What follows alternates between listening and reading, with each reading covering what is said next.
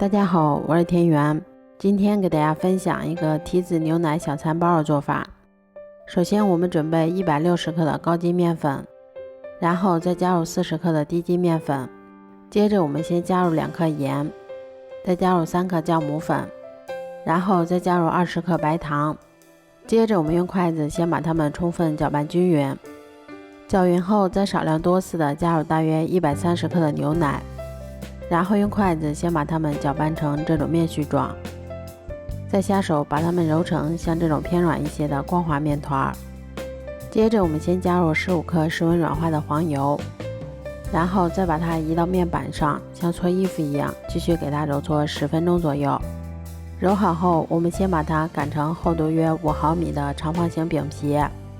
擀好后，我们在表面先刷上一层蜂蜜，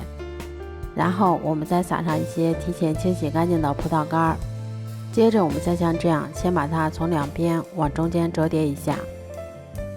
然后再把它擀成厚度约5毫米的长方形饼皮，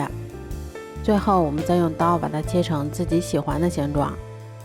接着我们再把它放到铺有硅油纸的烤盘里面，然后再给它盖上保鲜膜，让它常温醒发至原来的2倍大。醒好后，我们在表面先给它刷上一层牛奶，然后再把它放到烤箱里面，烤箱中层上下火180度，烤15分钟左右就可以啦。这样做出的提子牛奶小餐包吃起来非常的松软香甜，味道比外面买的还要好。如果喜欢的话就试试吧，喜欢我的视频就关注我吧，谢谢您的支持。